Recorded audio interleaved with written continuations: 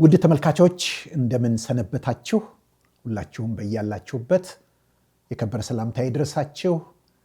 ዛሬም የዮሐንስ ወንጌልን እንመለከታለን። ዛሬ የምናየው ምዕራፍ 7 ከቁጥር 14 ጀምሮ እስከ 18 ያለውን ይሆናል። ይህን ከማየታችን በፊት አነበውና አጭር ጸሎት እንጸልያለን። አሁንም በበዓሉ እኩሌታ ኢየሱስ ወደ መቅደስ ወጥቶ ያስተምር ነበር። አይሁድም ይህ ሰው ሳይማር መጽሐፍትን እንዴት ያውቃል ብለው ይደነቁ ነበር። ስለዚህ ኢየሱስ መለሰ እንዲህም አላቸው፣ ትምህርቴስ ከላከኝ ነው እንጂ ከኔ አይደለም።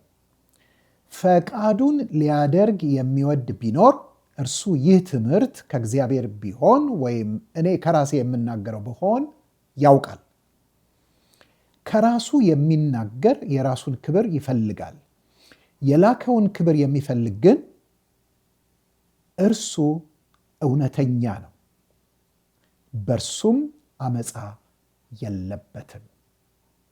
እንጸልይ። ቅዱስ አባታችን እግዚአብሔር ሆይ እናመሰግንሃለን።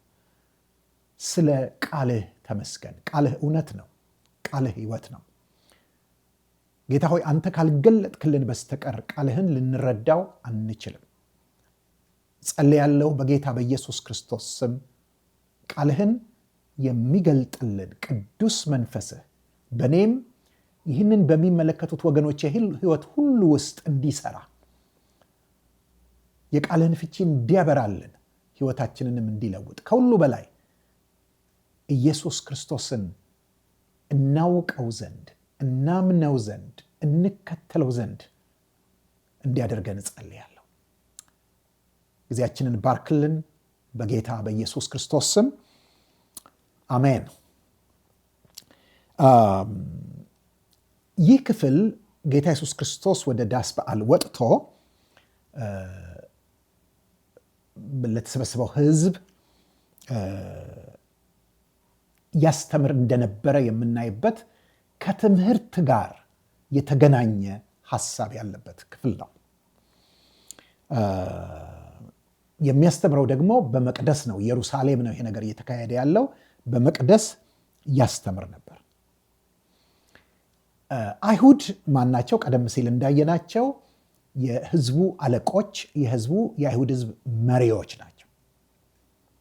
ሴንሃድሪን የሚባል ወደ 70 ሰዎች ያሉበት ከካህናት፣ ከሌዋውያን፣ ከፈሪሳውያን፣ ከሰዱቃውያን ከተለያየ የህዝቡ መሪዎች የተውጣጡ ያሉበት ነው። አይሁድ ተብለው ይጠራሉ።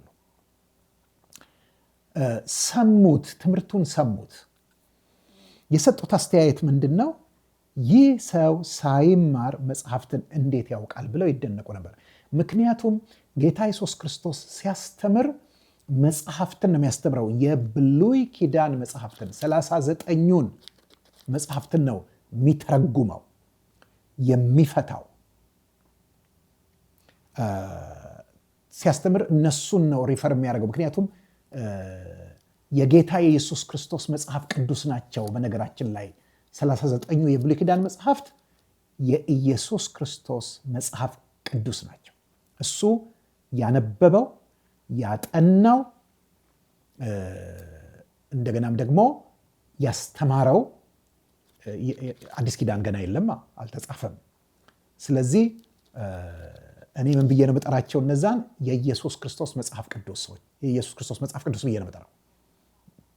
ስለዚህ ሳይማር መጽሐፍትን እንዴት ያውቃል ብለው ይደነቁ ነበር። አለመደነቅ አልቻሉ፣ ተደንቀዋል።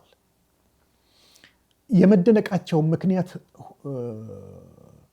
ፓራዶክስ የሆነባቸው ወይም ደግሞ ሁለት ተቃራኒ እውነት የሆነባቸው፣ አልተማረም፣ ግን ደግሞ ከተማሩትም በላይ መጽሐፍትን ያውቃል። እዚህ ጋር የምንመለከተው አልተማረም ሲሉ እነሱ በሚሉት ከጥንት ዘመን ጀምሮ በመጣው በዛን ጊዜ የነበሩ ስኩልስ ነበሩ። ሸማይን የሚባል አንድ ስኩል ኦፍ ቶት ወይም ደግሞ ትምህርት ቤት ስላችሁ አንድ ትምህርት ቤት ለማለት ሳይሆን የኖረ የትምህርት ስርዓት አለ። ሌላ ደግሞ እንደዚሁ አንድ የታወቀ የትምህርት ስርዓት አለ። በዚህም በኩል ሊቃውንት አሉ፣ በዚህም በኩል ሊቃውንት አሉ። ብዙ አይሁዶች በአንደኛው ክፍለ ዘመን የነበሩ ሊቃውንት የሚባሉት ወይ በሸማይን ቤት ወይም በዛኛው ቤት የተማሩ ናቸው። እንዲህ አይነት የትምህርት ስርዓት ሲኖር ሁልጊዜ እንትን አለው። የረጅም ዘመናት ሲወርድ ሲዋረድ የመጣ ወጥ አካሄድ አለው። ለምሳሌ አሁን ስለ ትምህርት ስናነሳ ለምሳሌ እኛ አሁን በኢትዮጵያ የምናውቀው ለ1500 600 ዓመት የኖረው በዚህ በኢትዮጵያ ኦርቶዶክስ ተዋሕዶ ቤተክርስቲያን ውስጥ ያለ የትምህርት ስርዓት አለ። ኢንፋክት እሱም እንኳን የትግራዩ፣ የጎንደሩ፣ የጎጃሙ እየተባለ ገዳማቱ ይከፈላሉ፣ ይለያያሉ። እና አንዳንድ ጊዜ የትምህርትም ልዩነት ይኖራቸዋል። ለምሳሌ ቅባት፣ ጸጋ የሚባል ስኩል ኦፍ ቶትስ ወይም የተለያዩ አካሄዶች አሉ። ግን ያ ባህላዊ የሆነ የትምህርት ስርዓት ነው። ሃይማኖታዊ የሆነ ባህላዊ የሆነ የትምህርት ስርዓት ነው። ነገር ግን ዛሬ ዓለምን አጥለቅልቆ ያለው የትምህርት ስርዓት ዘመናዊው ወይም ከጣሊያንኛ ወስደው የኛ ሰዎች አስኳላ ብለው የሚጠሩት የላቲኑ ስኩል ለማለት ነው። አስኳላ ብለው የሚሉት የተለየ ነው። የሱ መሰረቱ ከክርስቶስ ልደት በፊት እነ ፕሉቶ ናቸው። አካዳሚያ የሚለውን የጀመሩት እነ ፕሉቶ ናቸው መሰረቱ። እስካሁን ድረስ ያ ሳይንስ ወይም ያ አካዳሚያ ወጥ ሆኖ እየቀጠለ ነው። ፎርማል ኤዱኬሽን ነው፣ ስርዓት ያለው የትምህርት አካሄድ ነው። እዛ ውስጥ ያላለፉ ሰዎች በፍጹም ተቀባይነት ሊኖራቸው አይችልም። በስነ መለኮትም ስንመለከት የምዕራቡ ዓለም የስነ መለኮት አካሄድ አለ። ለምሳሌ ቅድም እንዳልኩት የኢትዮጵያ ኦርቶዶክስ ተዋሕዶ ቤተክርስቲያኑ የገዳማቱ አካሄድ የትምህርት ስርዓት ልማዳዊ ነው፣ ባህላዊ ነው። ራሱን የቻለ አካሄድ ግን አለው። የካቶሊክ የራሱ እንደዚሁ አካሄድ አለው። የኢቫንጀሊካልም ከተሐድሶ በኋላ ከ16ኛው ክፍለ ዘመን ጀምሮ የራሱ የሆነ ስርዓት አለው። የኢቫንጀሊካል ስነ መለኮት ሴሚናሪዎችን፣ ኮሌጆችን፣ ዩኒቨርሲቲዎችን ብንመለከት በነዛ ውስጥ ያላለፈ ሰው ተምሯል ተብሎ አይቆጠርም። ስለዚህ በነሱ ስርዓት ስላልመጣ ነው አልተማረም የሚሉት። ግን ደግሞ መጽሐፍትን ያውቃል፣ ይደነቃሉ። ስለዚህ ኢየሱስ መለሰ እንዲህ አላቸው፣ ትምህርቴስ ከላከኝ ነው እንጂ ከኔ አይደለም አላቸው። አያችሁ፣ እነሱ ከሚያውቁት ስኩል ኦፍ ቶት፣ ከሚያውቁት ስርዓተ ትምህርት፣ ከሚያውቁት ካሪክለም በዛ ውስጥ ያላለፈ ሆኖ ግን በትክክልና በስርዓት ደግሞ መጽሐፍትን ይፈታል፣ መጽሐፍትን ያውቃል። እንዴት ሊሆን ቻለ ነው?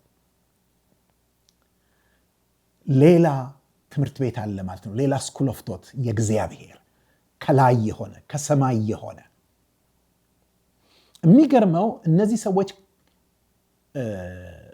በእነሱ ባለፉበት ፎርማል ትምህርት፣ ለምሳሌ ሐዋርያው ጳውሎስ እንደሚለው በኢየሩሳሌም ከተማ በገማልያል እግር ስር ነው የተማርኩት ሲል፣ ገማልያል አንድ የታወቀ ስኩል ኦፍ ቶት መስመር የሚከተል ሰው ነው። እንደሚለው ጌታ ኢየሱስ ክርስቶስ በዛ ውስጥ አላለፈም። የገሊላ ሰው ነው፣ የናዝሬት ሰው ነው። ፎርማል ኤዱኬሽን ወይም ወጥ የሆነ ስርዓተ ትምህርት ውስጥ አላለፈም። እሱ ነው ጥያቄው እዚህ ጋር። አንዳንድ ጊዜ እንደዚህ ይሆናል። ግን ትልቁ ጥያቄው በእኛ እንትኑ ስላላለፈ እኛ የምንጠቅሳቸውን ሰዎች ስለማይጠቅስ ወይም ደግሞ እኛ የምንላቸውን ነገሮች ስለማይል አልተማረም፣ ሊያስተምር አይገባውም ማለትና ነገር ግን ዋናው በእኛ በኩል አለፈ አላለፈም፣ ተማረም አልተማረም፣ ፎርማልም ይሁን ኢንፎርማልም ኤዱኬሽን ያለው እሱ አይደለም ጥያቄው። የሚለው ነገር ትክክል ነው ወይ? እውነት ነው ወይ? ህይወት የሚሰጥ ነው ወይ? እኔ እንደ አጋጣሚ ሆነው በየትኛውም የፎርማል ቴዎሎጂካል ትሬኒንግ ውስጥ አላለፍኩም። አንዳንዶች ከዚህ የተነሳ እንዴት እሱ ሳይማር ያስተምራል፣ እንዴት ሳይማር ይጽፋል፣ እንዴት ሳይማር እንትን ያደርጋል ብለው በጣም የሚቆጡ ሰዎች ነበሩ በአገልግሎት ጉዞዬ ውስጥ።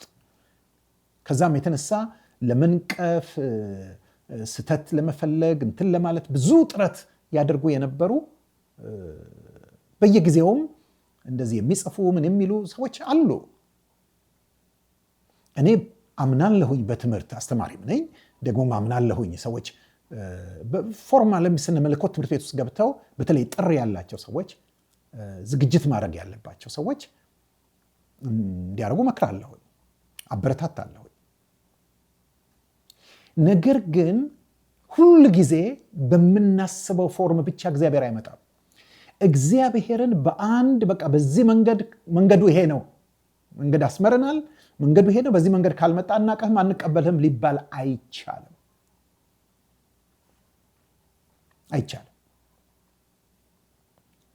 ቁም ነገሩ እሱ አይደለም። እግዚአብሔር ሁል ጊዜ ባሰመርንለት መንገድ ብቻ አይመጣም። አንዳንድ ጊዜ ይገርመኛል፣ ብዙ በአሁን ዘመን በየመድረኩ ያሉ ሰባኪዎችና አስተማሪዎችን ሳይ ምንም እንኳን ብዙ የሥነ መለኮት ትምህርት የተማሩ ሰዎች ከምን ጊዜውም በበለጠ ኢትዮጵያ ውስጥ የተማሩ ሰዎች ቢኖሩም እነሱ አይደሉም መድረኩ ላይ ያሉት። መድረኩ ላይ ያሉትና የእግዚአብሔርን ቃል በትክክልም ይሁን በስተት በአግባብም ሆነ አላግባብ ሲናገሩ የምናየው ግን ያልሄዱቱ ናቸው፣ ያልተማሩት ናቸው። ስለዚህ መፍትሄው ስላልተማራችሁ፣ እኛ በሰመርነው መንገድ ስላላለፋችሁ ልታገለግሉ አትችሉም ወይም አገልግሎታችሁ ተቀባይነት የለውም ሳይሆን እነዛን ሰዎች ትክክል በሆኑበት ነገር ተቀብሎ ነገር ግን የተሳሳቱን ነገር ደግሞ በፍቅር ማቅናት ነው። መፍትሄው ይሄ ነው። አይ ቲንክ እነዛም ቢሆን በፍቅር የሚያቀናቸው ካገኙ አብዛኞቹ የሚቀኑ እንደሚሆኑ ገምታለሁ። ስለዚህ ጌታ ኢየሱስ ክርስቶስ ምን አላቸው? ስለዚህ ኢየሱስን መለሰ እንዲህ አላቸው፣ ትምህርቴስ ከላከኝ ነው እንጂ ከኔ አይደለም። ጌታ ኢየሱስ ክርስቶስ የሚሰራው ተአምራት ብቻ አልነበረም ከአብ። ጌታ ኢየሱስ ክርስቶስ የሚያስተምረውም ነገር እንዲያውም የምናገረው ይህ ቃል አብ እንዳዘዘኝ የምናገረው ነው ብሎ ሲል እናያለን። እዚሁ ዮሐንስ ወንጌል ምዕራፍ 14 ላይ ሄዳችሁ ብትመለከቱ ጌታ ኢየሱስ ክርስቶስ አብን አሳየንና ይበቃናል ብሎ ፊልጶስ በጠየቀው ጊዜ ቁጥር ምዕራፍ 14 ቁጥር 10 ምን ይላል? እኔ በአብ እንዳለሁ አብን በእኔ እንዳለ አታምንምን? እኔ የምናገራችሁን ቃል ከራሴ አልናገረውም፣ ነገር ግን በእኔ የሚኖረው አብ እርሱ ስራውን ይሰራል አለ። እኔ የምናገራችሁ። ስለዚህ ኢቭን በቃል ደረጃ እንኳ ጌታ ኢየሱስ ክርስቶስ የሚናገረው ከአብ የሚሰማውን ነበር። ስለዚህ ትምህርቴ ከኔ አይደለም፣ እውቀቴ ከኔ አይደለም፣ ከላከኝ ነው። ስለዚህ አብ ውስጥ ያለውን እውቀት በመንፈስ ቅዱስ አማካይነት እያወቀ ያንን ነበር የሚያስተምር የነበረው። ጌታ ኢየሱስ ክርስቶስ የእውነተኛ አገልጋይ ሞዴል ነው፣ ምሳሌ ነው፣ አርአያ ነው። ምክንያቱም አንድ አገልጋይ ከእግዚአብሔር መማር አለበት። ስነ መለኮት ትምህርት ቤት ገብቶ መማር ጥሩ ነው። ነገር ግን የትኛውም ስነ መለኮት ትምህርት ቤት በዓለም ላይ ጸጋን አይሰጥም። አይሰጥም።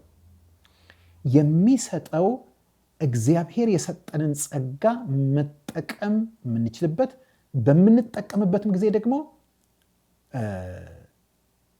ቀልጣፋ በሆነ መንገድ እንድንሰራው መሳሪያ ነው የሚሰጠን። ቱልስ ነው የሚሰጠን።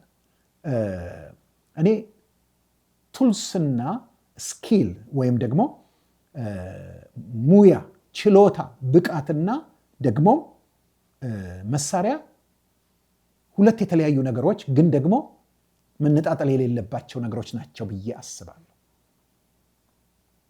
ለምሳሌ አንድ ሙያ ያለው ሰው ለዛ ሙያ የሚያስፈልግ መሳሪያ ቢኖረው በደንብ አድርጎ በቀላሉ በአጭር ጊዜ ሊከውነው ይችላል።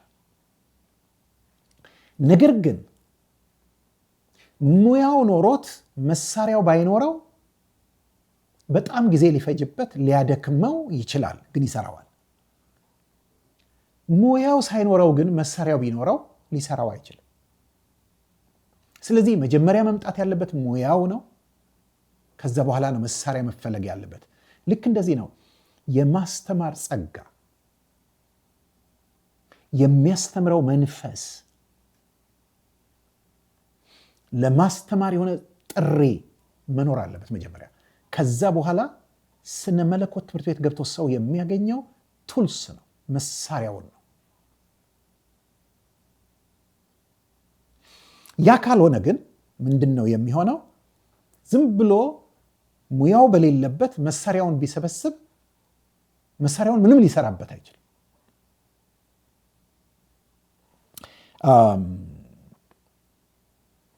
ለዚህ ነው ጌታ ኢየሱስ ክርስቶስ የትምህርቱን መገኛ፣ የትምህርቱን ምንጭ ሲናገር እንመለከታለን። ኦኬ የኔ ትምህርቴስ ከላከኝ ነው እንጂ ከኔ አይደለም አለና፣ ይሄ ቁጥር 17 ቁልፍ ቃል ነው ለዚህ ሐሳብ። ፈቃዱን ሊያደርግ የሚወድ ቢኖር እርሱ ይህ ትምህርት ከእግዚአብሔር ቢሆን ወይም እኔ ከራሴ የምናገር ብሆን ያውቃል። ይሄ በጣም ወሳኝ ነገር ነው። ምንድን ነው ጌታ ኢየሱስ ክርስቶስ ያለው? ኦኬ ተቸገራችሁ፣ እኔ የማስተምረው ትምህርት ከላከኝ ማለት ከእግዚአብሔር መሆኑን ወይም እኔ ከራሴ የምናገረው መሆኑን ለማወቅ ተቸገራችሁ፣ አትቸገሩ። በጣም ቀላል ነው እያላቸው ነው። በጣም ቀላል ነው። ይሄ የምናገረው ነገር ከእግዚአብሔር የምናገረው ወይም ደግሞ እኔ ከራሴ የምናገረው መሆን አለመሆኑን ለመለየት በጣም ቀላል ነው። ግን ቀላል የሚያደርገው አንድ ነገር ነው። እናንተ ጋር መኖር ያለበት ነገር አለ። ምንድን ነው እሱ? ፈቃዱን ሊያደርግ የሚወድ ቢኖር ነው የሚለው። ተመልከቱ፣ እግዚአብሔርን የሚወድ የእግዚአብሔር ፈቃድ ሲገለጥለት ፈቃዱን ለማድረግ የሚጨክን፣ ያ የተገለጠለት የእግዚአብሔር ፈቃድ ለሱ ይስማማውም አይስማማውም፣ ይመቸውም አይመቸውም፣ ነገር ግን የእግዚአብሔር ፈቃድ ስለሆነ በሙሉ ልብ በቁርጠኝነት ሊተገብረው የሚወድ ይሄ አቋም፣ ይሄ አመለካከት ያለው ሰው አይቸገርም፣ ይለየዋል። ከእግዚአብሔር ይሁን ወይም እኔ ከራሴ የምናገረው ቢሆን ለማወቅ አይቸገርም፣ ያውቃል። ምን እያለ ነው ጌታ ኢየሱስ ክርስቶስ? አንድ ትምህርት ከእግዚአብሔር ይሁን አይሁን ማወቅ አይደለም የሚቀድመው፣ አይደለም። እሱ ሁለተኛ ነገር ነው። መጀመሪያ ግን ወደ ትምህርቱ ከመመጣቱ በፊት ልብ ነው የሚቀድመው። ምን አይነት ልብ? የእግዚአብሔር ፈቃድ ከተገለጠልኝ አደርገዋለሁ። እግዚአብሔርን እወዳለሁ። ፈቃዱንም እወዳለሁ። እኔ ባሰመርኩት መንገድ ስለመጣ፣ እኔ የምፈልገው ስለተባለልኝ፣ ለእኔ ስለተመቸኝ ብቻ ሳይሆን የእግዚአብሔር ፈቃድ ከሆነ የማይመቸኝም ቢሆን አደርጋለሁ ብሎ የሚወስን ልብ ነው መጀመሪያ የሚያስፈልገው። እንደዚህ ለወሰኑ ሰዎች፣ ይሄ ልብ ላላቸው ሰዎች ከዚያ በኋላ ወደ ትምህርቱ ሲመጡ ትምህርቱን ለመለየት አይቸገሩም። ይሄ ከእግዚአብሔር ነው፣ ይሄ ከግለሰቡ ነው ብለው ለመለየት አይቸገሩም። ምክንያቱም እንዲህ አይነት ልብ ላላቸው እግዚአብሔር ይገልጥላቸዋል እያለ ነው ያለው። ይገልጥላቸዋል። መጀመሪያ አፒታይቱ አለን ወይ? አፒታይቱ ከሌለን ልናደርገው አንችልም።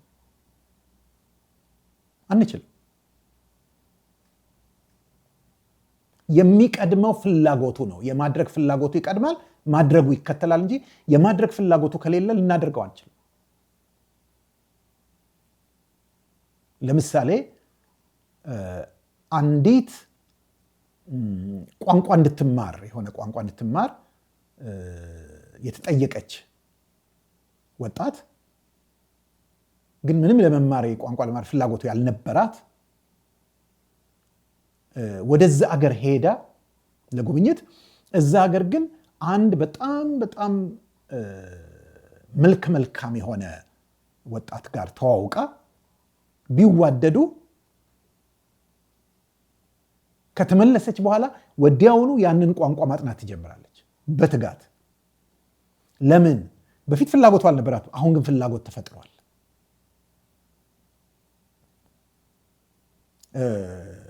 እኔ ሴት ልጄን አንድ ወቅት ላይ ጂም እንድትሄድ እንድትሰራ ብዙ ጥረት አደረኩኝ። ቤት ውስጥ መሮጫ ትሬድሚል ገዛሁኝ። የጂም እንትን አልኩኝ፣ ምናምን ብዙ ነገር ሞከርኩኝ፣ ግን ፍላጎቱ አልነበራትም። ከዛ በኋላ ግን ቸርች ውስጥ እሷ የምታገለግልበት ግሩፕ ውስጥ ወጣቶች ናቸው።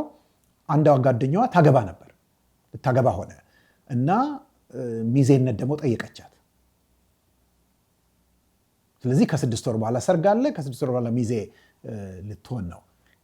ያን ጊዜ ሙሽራዋ በጊዜው ለሙሽራ ልብስ ለምን እንዲመች ሰውነቷ ፎርሟ እንዲስተካከል ጂም እንደምትሄድ ተናገረች ማለት ነው። ከዛ በኋላ የኔም ልጅ ታጥቃ ተነሳች። ምክንያቱም ለዛን ጊዜ ለልብስ፣ ለቪዲዮ፣ ለምን መስተካከል መቀነስ ነበረባት። እስከ ሌሊት ድረስ በቃ በጣም በትጋት መስራት ጀመረች። ዋው! አያችሁ፣ ከማድረግ በፊት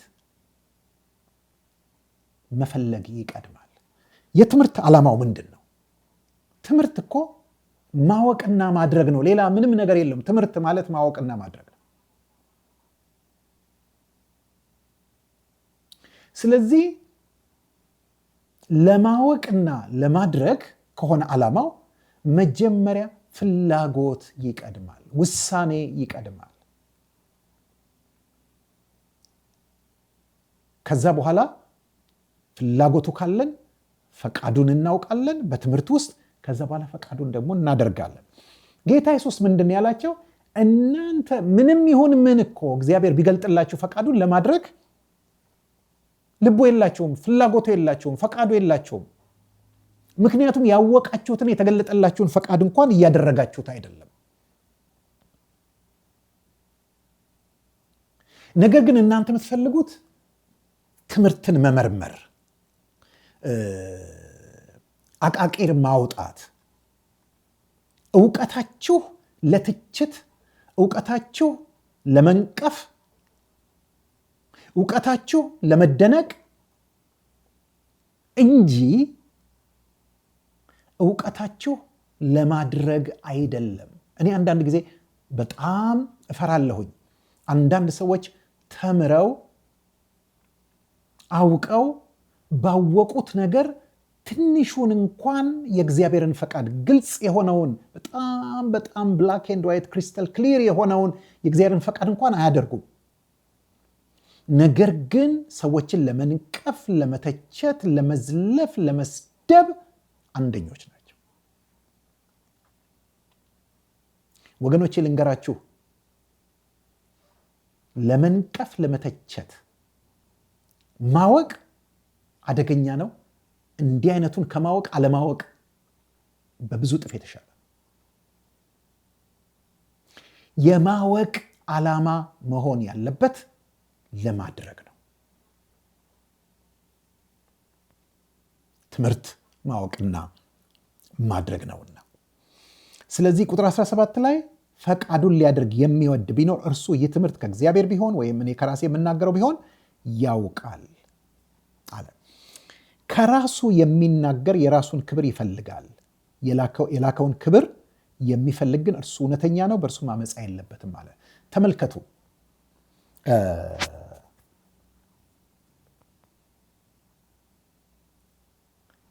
እውነተኛ መልእክተኛና ሐሰተኛ መልእክተኛ የሚለየው በዚህ ነው። እውነተኛ መልእክተኛ የተላከውን ብቻ ይናገራል። ምክንያቱም ለራሱ ክብር አይፈልግም። ስለዚህ ይህንን ብል ክብር ያመጣልኛል፣ ይህንን ብል ታዋቂ ያደርገኛል፣ ይህን ብል ጥቅም ያስገኝበታል፣ ይህንን ብል ብሎ አስልቶ ቀምሮ አይደለም የሚናገረው። አይደለም፣ ያቺን የተላከውን ብቻ ነው የሚናገረው። ነገር ግን የራሱን ክብር የሚፈልግ ክብር የሚያስገኝለትን መርጦ የሰዎችን ጆሮ የበላቸው ቦታ የሚያከውን ፈልጎ ጭብጨባ፣ ሆታ፣ አድናቆት፣ አንቱታ፣ ከበሬታ የሚያስገኝለትን ፈልጎ ነው የሚናገረው። ይሄ ትልቅ መለያ ነው።